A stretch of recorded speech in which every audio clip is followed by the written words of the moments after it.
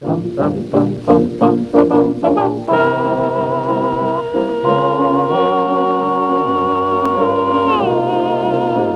mas okay sa inyo?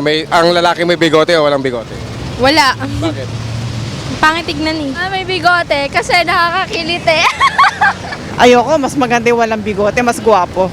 Basta para sa akin, mas gwapo talaga pag may bigote. Bakit ako? Bakit ba ako tignan? Hindi naman. Bagay sa'yo yan. Trim lang ng konti. Isa daw sa mga maraming marka ng isang tunay na lalaki ay ang bigote. Hindi na ito pwedeng ipagkaila. Kahit sa panahon ngayon ng mga makikinis ang muka, iba pa rin ang may eskoba ng pag-ibig. At hindi lang sa Pilipinas, ito ang 10 bansa sa buong mundo ang may pinakamalaking populasyon ng mga lalaking may bigote. Pero ang bigote ay hindi lang basta buhok na tumutubo sa muka. Para sa iba-ibang kultura, marami rin ang kahulugan nito.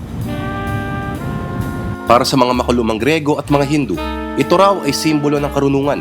Sa Islam, ito raw ay pagsunod sa ehemplo ng propetang Muhammad. Sa Judaismo, ito raw ang simbolo ng kabanalan. Sa bilibid naman noon, baka kailangan mo nito. Baka kasi kung ano ang mangyayari sa'yo. Proteksyon lang ba? Maraming astig, sikat at super swabing bigote sa kasaysayan.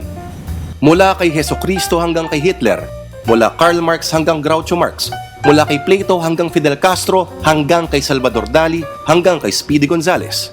Nai-imagine mo ba sila na walang bigote? Hindi ka ba nagtataka kung bakit may mga lalaking may bigote at may mga lalaking ayaw naman magkabigote? Macho dating. Wala, gusto ko nga ahitin eh.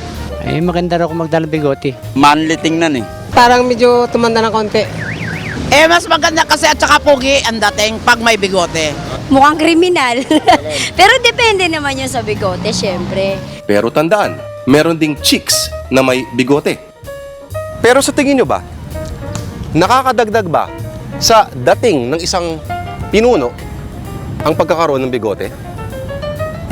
Ewan, nanalo naman si Erap, di ba? At huwag kalimutan, karamihan ng mga bayani ng Pilipinas ay mga bigotilyo, lalo na ang #1 superstar sa kanilang lahat.